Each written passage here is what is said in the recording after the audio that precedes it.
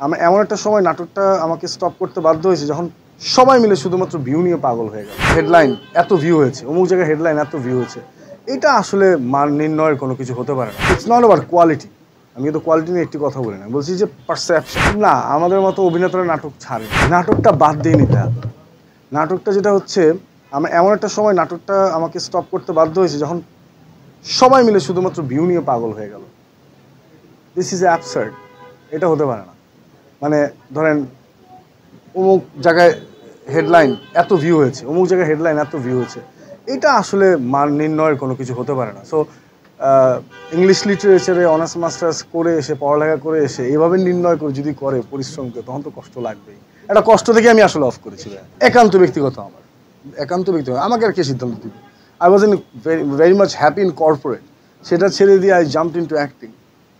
আমার ভালো লেগেছে বলে। সো সেই সিদ্ধান্ত আমার, এই সিদ্ধান্ত আমার। কিন্তু আমার মনে হচ্ছে তখন স্টপ না করলে একটা চেঞ্জেস দেওয়া যাবে না। যেই কারণে কিন্তু কারাগার থেকে সবাই খুশি হয়েছে, নতুন কিছু লেগেছে। কারণ একটা পারফর্মার আসলে কতবার নিজেকে চেঞ্জ করবে? কয়বার আমি আসলে গোঁফ লাগাবো, দাড়ি রাখবো, চুল কাটবো, বডি করবো? মানে আমি তো মানুষটা সেম, কিংবা প্রত্যেকের মানুষের সেম। সো এত বেশি নাটকের সংখ্যা হয়ে যাচ্ছিল যে ওইটা স্টপ না করলে আসলে নতুন লাগছিল না। তো 10-12 বছর ক্যারিয়ার হয়ে যাচ্ছে, নতুন কিছু না দিলে দর্শক আমাকে কেন মনে রাখবে? It's not about quality. আমি কিন্তু কোয়ালিটি নিয়ে একটি কথা বলি না, বলছি যে পারসেপশন। সবার পারসেপশন হয়েছিল এটা ভিউ হলে এটা ভালো নাটক, এটা হইতে পারে না। অফকোর্স ভালো ঠিকঠাক চিত্রনাট্য, ডিরেক্টর, সকল ডিরেক্টর তো আমার পরিচিত, ভালোবাসার মানুষ, তো তার সাথে প্রায়ই কথা হয়। তার দেখা যায় যে গত 4 বছরে আমি 4টি প্রোডাকশন করেছি ওয়েব সিরিজের, আর কোনো কাজভাবে করা হয়নি, একটা দুটো বিজ্ঞাপন করেছি। যেই চরিত্রগুলোই করছি সেটা আমি তত পাকা অভিনেতা না। সো আমাকে চরিত্রের সাথে সাইলেন্ট কিলার সো আমাকে চরিত্রের সাথে একটা লম্বা সময় আসলে প্রিপারেশন নিতে হয়েছে। সো আমার কথা হচ্ছে, আমি ওরকম মানুষটা না যে কি পাবো, কোন বড় কাজ পাবো সেটার জন্য মরিয়া হয়ে আমার যে কাজটা আছে সেটাকে ছোট করে দেখা। মানে আমরা সবাই একটা কাজ পাওয়ার জন্য অস্থির হয়ে যাই, কাজটা পেলে ওই কাজটা ভালো করে করার জন্য আর অস্থির হই না। তখন অস্থিরতা কমে আসে, তখন অস্থিরতা হয়ে যায় পরবর্তী কাজের জন্য। সো আমি আবার ওই টাইপের মানুষ না। আমার কথা, যেইটুকু আমার আছে, আল্লাহ রাব্বুল আলামিন যেইটুকু আমাকে দিয়েছেন তৌফিক, আমি ওইটুকুই ঠিক মতো করতে চাই। সো এই কারণেই আমার যেটাই যতটুকু যা সময় প্রয়োজন, সময়টাকে ডিস্ট্রিবিউট করে আমি কাজ করেছি। মাত্র শুরু হলো ভাই, একটু সময় দেন।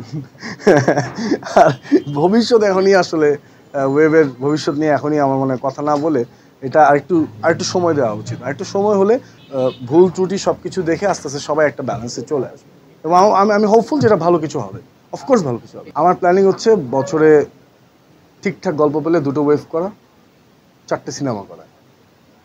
আর যদি সিনেমায় বেশি ব্যস্ত হয়ে যাই তখন একটা ওয়েব করা, 6টা সিনেমা করা। না, আমাদের মতো অভিনেতারা নাটক ছাড়েনি। আমাদের মতো অভিনেতা তো অভিনয় ছাড়েনি। নাটক নষ্ট হয়নি। নাটক নষ্ট হলো যদি বলি ইনটিউশন নষ্ট হয়েছে, যে ভিউ করার জন্য নাটক করা শুরু হয়ে গেছিলো। এইটা হইতে পারে না।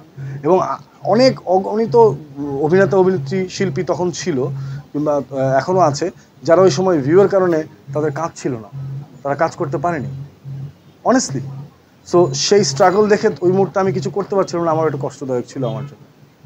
কারণ আমি সেটে একটি প্রাণ নিয়ে সবসময় কাজ করেছি, শুটিং করেছি। আমার সেটে একটা আনন্দ থাকতো, উল্লাস থাকতো। সবাই, যেটা আমি বললাম যে সেটে আসার আগ পর্যন্ত ভালো গল্প দরকার, ভালো ডিরেক্টর দরকার, সেটে এসে ব্যস্ততা কখন বাসায় যাব, আমি ওরকম ছিলাম না।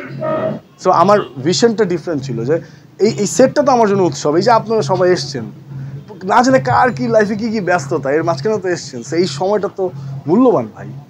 সো আমি ওই কারণে বলবো যে গ্যাপটা তৈরি হয়নি, কিংবা নাটক অন্য ডিরেকশনে যায়নি।